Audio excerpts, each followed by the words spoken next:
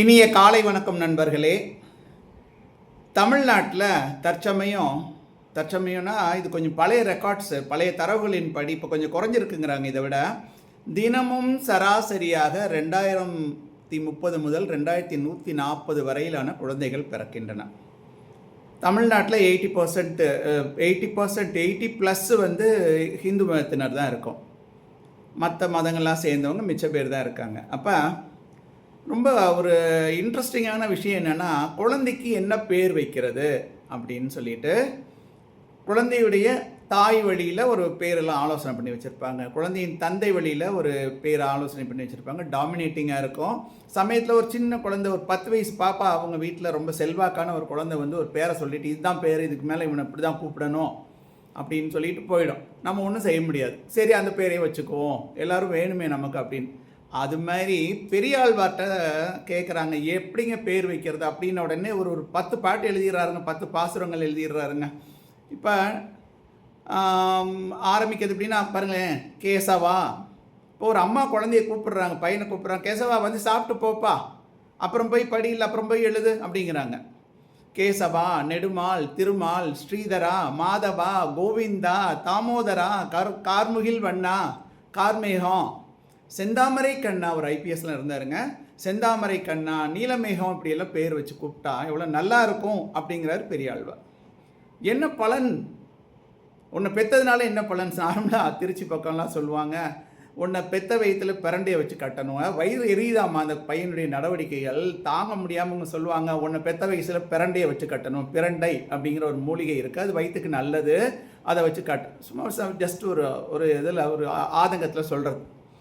ஆனால் இந்த மாதிரி பேர் வச்சு ஒரு குழந்தையிலேருந்து கூப்பிட்டு இருந்தீங்கன்னா, நாராயணனின் திருநாமம் கொண்ட பிள்ளைகளின் தாய்மார்கள் நரகம் அடைய மாட்டார்கள் அப்படிங்கிறது பெரியாழ்வார். நரகத்துக்கு போக மாட்டேங்கன்னா ஒரு தடவை அவங்க, நான் இப்போ பின்னாடி சொல்லுவேன், நிறைய தடவைகள் அந்த குழந்தையை கூப்பிட போகிறாங்க. சரி, அவர் வந்து சொல்ல எப்படி ஆரம்பிக்கிறார்னா, நாரண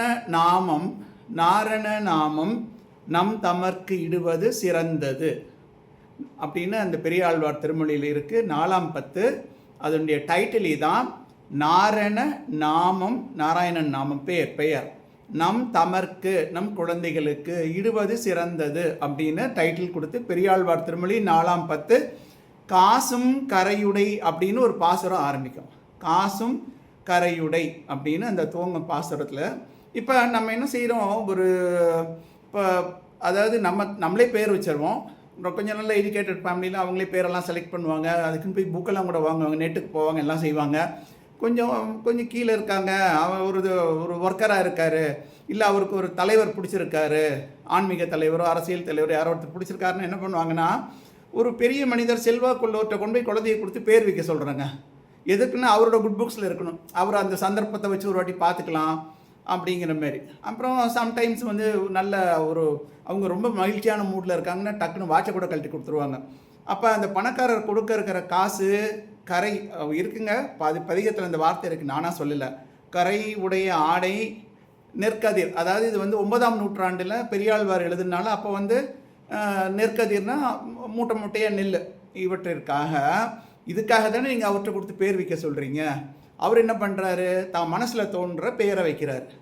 ஆனால் உங்களுக்கு வந்து வாழ்நாள் பலன் வேணும் அப்படின்னு ஆசைப்பட்டீங்க, இதெல்லாம் டெம்பரரி பலன். அதாவது அப்போதைக்கு அவர் அந்த கொஞ்ச நேரத்துக்கு அவர் கொடுக்குற காசு பணம், இவனுக்கு ஒரு 10 மூட்டை நெல் வீட்டுக்கு அனுப்பி வைப்பா அப்படிங்கிறது, இது எல்லாமே ட்ரெஸ்ஸு, எல்லாமே எதுனா தற்காலிக இன்பம். ஆனால் உங்களுக்கு வாழ்நாள் பலன் வேணுமா, வாழ்நாள் பலன் வேணும்னா உங்கள் குழந்தைகளுக்கு நீங்கள் கிருஷ்ணனின் பெயரை வையுங்கள் அப்படிங்கிறார், பெயரிடுங்கள். அதாவது கேசவன்னு பேர் வைக்கலாமே. முதல் அந்த 4ஆம் 10 அதில் இருக்கிற 10 பாடல், 10 பாசுர பாடல்களில் முதல் பாட்டில் கேசவன் என்று பெயர் வைக்கலாமே.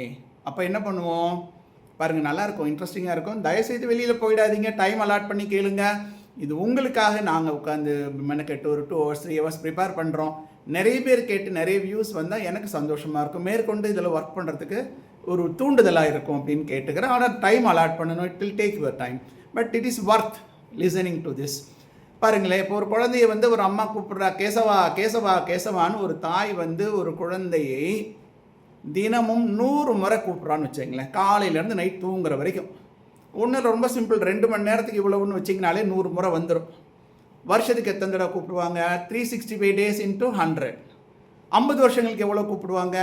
365 into 100 into 50. அத்தனை தடவை கூப்பிடுவாளா? கவுண்ட் பண்ணி பாருங்கள். கால்குலேட்டர், செல்ஃபோன் எடுங்க, கால்குலேட்டர் தட்டுங்க. எவ்வளோன்னா 18,25,000 தடவை வருதுங்க. எப்படி பாருங்கள், 18 லட்சம் தடவை இந்த அம்மா தன் அறியாமலே கேசவா கேசவா சொன்னால் சொல்லுவாளா? சொல்ல மாட்டா. ஆனால் 18,25,000 தடவை ஓயாமல் கேசவா கேசவா கேசவா கேசவான்னு கூப்பிட்டா என்ன பலன்? பெரியாழ்வார் சொல்கிறாரு, ஆகவே அந்த தாய் நரகம் புக மாட்டாள் அப்படிங்கிறார் பெரியாழ்வார். இது மாதிரி அவர் என்னென்னா 10 பாசுர பாடல்கள் இருக்குது. நம்ம 10லையும் சிலதெல்லாம் அவர் ஒரு அழுத்தமாக சொல்லணுங்கிறதுக்காக கொஞ்சம் அதாவது வெளிப்படையாக சிலதெல்லாம் சொல்லியிருப்பார். அதெல்லாம் நான் கட் பண்ணிவிட்டு நமக்கு வேணுங்கிறது மட்டும். 2வது பாட்டில் செங்கண் நெடுமான் ஸ்ரீதரா என்று அழைத்தக்கால். செங்கண் நெடுமால் ஸ்ரீதரா அப்படின்னு நம்ம கூப்பிட்றோம். ஸ்ரீதரான்னு கூப்பிட்றோன்னு வைங்க. எங்கள் க்ளோஸ் ரிலேட்டிவ் ஒருத்தர் திண்டுக்கல்ல இருக்கார், அவர் பேர் ஸ்ரீதர். அவங்க அம்மா எத்தனை தடவை ஒரு ஸ்ரீதர்னு கூப்பிட்டுருப்பாங்க. அவ்வளோ பலன்கிறார் இவர். செங்கண் நெடுமால் ஸ்ரீதரா என்று அழைத்தக்கால் நங்கைகால் பெண்களேன்னு கூப்பிட்றார். ஏன்னா அப்பாக்கள் செல்லம் தங்கம் அப்படி இப்படிவாங்க, குட்டி கார் வாங்கி கொடுப்பாங்க, பெரிய பையனோட வண்டி வாங்கி. ஆனால் அம்மாக்கள் தான் ஓயாமல் கூப்பிட்டே இருப்பாங்க. நங்கைகால் செங்கன் நெடுமால் ஸ்ரீதரா என்று அழைத்தகால் நங்கைகால் நாரணன் தம் அன்னை, அந்த குழந்தையோட அன்னை, நாரணன் தம் அன்னை, நாரணன் அவன் சொல்கிறது நாராயணன் பெயரிடப்பட்ட குழந்தையுடைய அன்னை நரகம் புகாள், நரகத்துக்கு போக மாட்டப்ப. இந்த வார்த்தை இந்த 10 பாசுரங்கள்லையும் ஒரு திரும்ப பாசுர பாடல்கள்லையும் முடிகிறப்ப எப்படின்னா, நாரணன் தம் அன்னை நரகம் அதாங்க டைட்டிலு. நாரணன் தம் அன்னை நரகம் புகாள் அப்படிங்கிறது தான் டைட்டில். அப்புறம் அடுத்த பாட்டில் இன்னொரு பிக்சர் காட்டுறாரு. ஏன்னா மனுஷனுக்கு வெரைட்டி ஆஃப் லைஃப் இருக்கு இல்லையா? ரொம்ப வறுமைங்க. எந்த அளவுக்கு வறுமைன்னா, கையை நீட்டிடலாமா கோயில் வாசலில் போய் அப்படியே நின்றுட்டு பரிதாம யாரையா பார்த்தா சோறு வாங்கி கொடுக்க மாட்டாங்களா? நல்லா இருந்து அவங்க வாழ்ந்து நொடிச்சு போனவங்க அப்படின்னா அந்த அளவுக்கு தாழ்ந்துட்டோம். ஆனாலும் இல்லற வாழ்வில் செம்மையாக தான் இருக்கும். நமக்கு ரொம்ப உடன்பட்டு இருக்கக்கூடிய ஒரு மனைவி இருக்கா, அவ்வளோ வறுமையில் தான் இருக்கா. ஆனால் இதில் இந்த அடிப்படையான பேசிக் இன்ஸ்டிங்க்ட் ஒன்று நம்ம தவிர்க்க முடியாத ஒன்று இருக்குல்லையே, குழந்தை பிறந்துடுச்சுங்க. குழந்தை பிறந்த உடனே பிச்சை புக்கா, இவர் சொல்கிறாரு பெரியாழ்வார், பிச்சை புக்காகிலும் எம்பிரான் திருநாமமே நச்சுமின், அதாவது விரும்பி கூப்பிடுங்க அப்படின்ட்டு எப்படி முடியுது பாருங்க. நாரணன் தம் மண்ணை நரகம் புகாள். அதாவது இந்த வார்த்தை நான் சொன்ன இந்த சென்டென்ஸ் ரிப்பீட்டடாக வரும். அப்போ நாரணன் தம் மண்ணை நரகம் புகாள். அப்போ நீங்கள் ஒரு இந்த மாதிரி சைல்டு பர்த்துக்காக கூப்பிடுறாங்க, அவங்ககிட்ட சஜஷன் கேட்குறாங்கன்னா நீங்கள் இந்த பதிகம் சும்மா எடுத்து விளையாட்டை எடுத்து சொல்லி பார்க்கலாம். நாராயணன் இந்த குழந்தையுடைய அம்மா நரகம்னு இருக்கான்லாம் யாருக்கு தெரியாதுங்க. ஆனால் நல்ல ஒரு ஒளிமயமான வாழ்க்கையை வாழணும் அப்படின்னா இதை செய்யணும். சரி, இப்போ அடுத்த 3வது பாட்டு 4வது பாட்டு பாருங்களேன். நான் கொஞ்சம் சின்னது பண்ணி உங்களுக்கு, ஏன்னா உங்களுடைய டைம் வேல்யூபிள் டைம், அதை நான் கம்மியாக எடுத்துக்கணும். அதுக்காக மானிட இடம், மனித குழந்தைக்கு எதுக்கு மனுஷ பேர்? அவர் கேட்குறாரு, நீங்களும் மனுஷன் தானப்பா, அதுக்கு எதுக்கு மனுஷ பேர் வைக்கிறீங்க? சாமி பேர் வச்சுட்டு போங்க. இதனால் மறுபிறப்பில் நற்கதி உண்டு அப்படிங்கிறார். அதாவது மனுஷனுக்கு இனம், அதாவது ஹியூமனிட்டி, ஹியூமன் ரேஸு, மனுஷ குழந்தை, அதுக்கு எதுக்கு மனுஷ பேர்? அதனால் உங்களுக்கு மறுபிறப்பில் ஏதாவது நற்கதிக்கு அஷூரன்ஸ் இருக்கா? இல்லை. ஆனால் பரமபதநாதனே, திருமால் கேள்வனே, அதாவது திருமால் கேள்வனே, கோவிந்தனே என்று அழைப்போம். கோவிந்தான்னு கூப்பிட்றோன்னு வச்சுங்க. வானுடை மாதவா கோவிந்த், அந்த பாசுரத்துடைய 3வது வரி 4வது வரி சொல்கிறேன். முதல் 2 நான் வேணான்னு தவிர்க்கிறேன், அவ்வளோ நமக்கு நேரம் இல்லை. வானுடை மாதவா கோவிந்தா என்று அழைத்த கால், கூப்பிட்றப்ப நானுடை, அதாவது நான் யாரை பெருமாளா வணங்குறனோ அந்த என்னுடைய பெருமாளுடைய பலனால நானுடை நாரணன் தம் அன்னை, நானுடை என்னுடைய குழந்தையின் அன்னை நரகம் புகாள். அந்த சொன்னேன் இல்லையா, நாரணன் தம் அன்னை. அப்போ அதனால் மனுஷ குழந்தைக்கு மனுஷ பேர் வைக்காதீங்க, சாமி பேர் வைங்க அப்படிங்கிறது தான் அர்த்தம். அடுத்தது கொஞ்சம் ஸ்ட்ராங்காக சொல்லுவாருங்க, கொஞ்சம் ஒரு மாதிரி தான் இருக்கும். ஆணுடல் பெண்ணுடல் 9 வாசல், 2 கண்கள் 2 காதுகள் வாய், இப்படியே ஆரம்பித்து மொத்தம் 9 வழிகள், 9 வாசல் இருக்குங்கிறாங்க. அந்த 9 வாசல்லையும் பாருங்கள், நல்லா பேசிகிட்டு இருப்பாங்க, நல்லா பழகிட்டு இருப்பாங்க, நல்லா சாப்பாடு பரிமாறிப்பாங்க. டக்குன்னு ஒரு சுண்டு வரல காதில் விட்டு டக்குன்னு ஆட்டுவாங்க. உள்ளே அரிக்கிறது தாங்க முடியல, அந்த இதெல்லாம் பார்க்க முடியல, ரொம்ப தாங்க முடியாத அரிப்பு. அப்போ வினாடிதோறும் உற்பத்தியாகும் அழுக்கு, இதை என்ன பண்ணுறோம்? சுத்தப்படுத்துகிறோம், வாசனை திரவியம் போடுறோம். பர்ஃப்யூம் அடிக்கிறோம். மணக்கும் ஜாதி, இருவாட்சி, மல்லிகை பூ, யாட்லி பவுடர்னு எல்லாம் பண்ணி கடைசியாக ஒரு மயக்கிற ஒரு புன்னகையும் பண்ணுறாங்கன்னு வச்சுங்க. விளைவு என்ன? கூடல். அதன் விளைவு என்ன? குழந்தை. இப்போ தோன்றிய புதிய குழந்தைக்கு இறைவன் பெயர் வைப்பது நலம் அப்படின்ட்டு கடைசி 2 வரி எப்படி வரும்னா, அந்த பாசுர பாடலில் குளமுடை கோவிந்தா கோவிந்தா என்று அழைத்த கால் குளத்தை, அந்த குளமுடை அதாவது ரொம்ப ஒரு பாரம்பரியமான குளம் இருக்கக்கூடிய, அதாவது புகழ் இருக்கக்கூடிய கோவிந்தா கோவிந்தா அப்படின்னு நம்ம கூப்பிடுறப்ப, ஏங்க திருப்பதியில் மட்டும்தான் கூப்பிடுமா? வீட்டிலேயே கூப்பிடுங்கிறாருங்க அவர். கோவிந்தா கோவிந்தா என்று அழைத்த கால் நலமுடை நாரணன் தம் மண்ணை, பழையபடி அதே தான், நலமுடை மட்டும்தான் எக்ஸ்ட்ரா, நாரணன் தம் மண்ணை வாட் நரகம் புகாள். அப்புறம் அதுக்கப்புறம் கொஞ்சம் இந்த வரலாறு, அந்த இதெல்லாம் ஆன்மீக விஷயம்.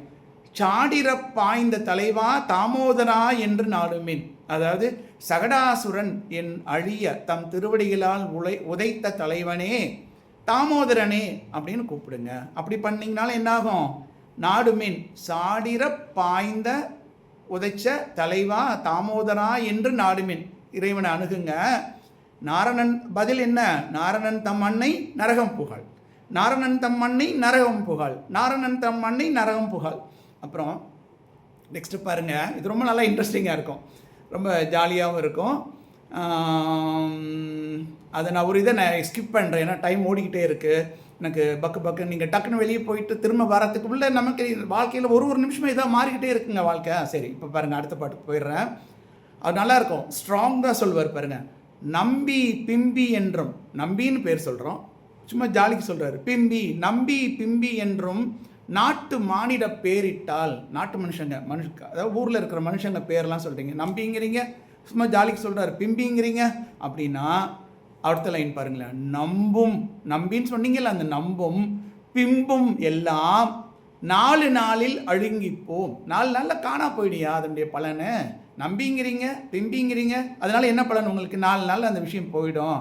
ஆனால் செம்பெருந்தாமரை கண்ணன் பேரிட்டு அழைத்த கால், தாமரை கண்ணன்னு பேருக்கிறீங்க, சிவந்த கண்களை உடைய பெரிய செம்பெருந்தாமரை கண்ணன் பேரிட்டு அழைத்த கால் நம்பிகாள் நம்பிகாள் நாரணன் தம் மண்ணை நரகம் புகழ். திரும்ப அந்த லைன் முடியுது பாருங்க. நாரணன் தம் மண்ணை, இன்னைக்கு பூரா அவங்க காதில் ஒழிச்சுக்கிட்டே இருக்கும். நாரணன் தம் மண்ணை, நாரணன் அந்த குழந்தை, நாராயணனுடைய ஆசி பெற்ற அந்த குழந்தை நரகம் புகாள், குழந்தையுடைய தாய். நாரணன் தம் அன்னை, குழந்தையுடைய தாய் நரகம் புகாள். அப்போ முகில்வண்ணன், அந்த பாட்டு தான், முகில்வண்ணன் பேரிட்டு கோத்து குழைத்து குணாலம் ஆடி, குணாலம்னு ஒரு டான்ஸு, முகில்வண்ணன் பேரிட்டு கோத்து குழைத்து குணாலம் ஆடி, சந்தோஷமாக இருங்கப்பா, அந்த பேரை சொன்னாலே சந்தோஷம் வரணுங்கிறாருங்க. திரும்பி நான் ஒன்றும் இல்லைங்க, பையன் ஹாஸ்டலில் சென்னையில் இருக்காங்க, கோயம்புத்தூர் வராங்க, வரேன்னு சொன்னதுலேருந்து அம்மா அன்றைக்கி அந்த நியூஸ் கேள்விப்பட்ட நைட் சொன்னதுலேருந்து காலையில் வரைக்கும் அவள் அப்படி படப்படப்படப்படன்றப்பா, காலையில் ஓடி வாசலை பாப்பா, செல்ல பாப்பா, ஏகப்பட்ட விஷயம் பாப்பா. சரி, முகில்வண்ணன் பேரிட்டு கோத்து குழைத்து குணாலம் ஆடி திரும்பினோ நாத்தகு நாரணன் தம் அன்னை நரகம் புகழ். அதுக்கப்புறம் கடைசியாக முடிக்கிறாருங்க. முடிக்கிறப்ப என்னென்னா, முதல் 2 வரியை விட்டுடலாம் ஆஸ் யூஷுவல், அது நமக்கு தேவையில்லை, லெங்க்தியாக போயிடும். பாருங்களேன், கடைசி 2 வரி. இப்போ இந்த மாதிரி நீங்கள் இந்த ஒரு 10 பாசுர பாடல்களையும் ஓர் அணி ஒன் தமிழ் 9 ஒன்றும் வல்லவர், எக்ஸ்கியூஸ் மீ, ஓரணி 1 தமிழ் 9 ஒன்றும் வல்லவர், பேரணி வைகுந்தத்து என்றும் பேணி இருப்பர். இந்த 2 லைன் மட்டும் எக்ஸ்பிளைன், ஒரு விளக்கம் சொல்லிட்டு முடிக்கிறேங்க. ஓரணி 1 தமிழ் 9 ஒன்றும் வல்லவர், பேரணி வைகுந்தத்து என்றும் பேணி இருப்பரே. நற்குணங்களையே அணிகலன்களாக கொண்ட அடியார்கள், அன்பு கொண்டவர் பெருமான் திருப்பெயர்களை பிள்ளைகளுக்கு பேராக இடணும் அப்படின்னு சொல்கிறவர் யாருன்னா விஷ்ணு சித்தர் அப்படிங்கிற பெரியாழ்வாருக்கு ஒரிஜினல் பேர் விஷ்ணு சித்தர். அவர் அருளி செய்த 1 தமிழ் பாசுரங்கள், அழகிய தமிழ் பாசுரங்கள். அந்த எதுகை முனைக்காக என்ன பண்ணுறாரு, ஓரணி 1 தமிழ் 9 1, 4 ஓ வருது பாருங்க. ஓரணி 1 தமிழ் 9 1, 9 1ன்னா 9 + 1 10. பாசுரங்கள் 10னையும் கற்கும் ஆற்றல் பெற்றவர். அவருக்கு என்ன லாபம் பாருங்க. நீங்கள் பேரெல்லாம் வைக்க முடியலைங்க, நம்ம ரொம்ப வயசாகிடுச்சு, இப்போ நான் யாரை போய் புது பேர் வச்சு கூப்பிட முடியும் அப்படின்னா, பேர் பாசுரம் படிச்சிங்கன்னா பரமபதம் என்னும் வைகுண்டத்தில் எம்பெருமானுக்கு எப்பொழுதும் மங்களாசாசனம் செய்து பக்தியுடன் வாழ்வார்கள் அப்படின்னு பெரியாழ்வார் சொல்றாரு. ஓம் நமோ நாராயணாய.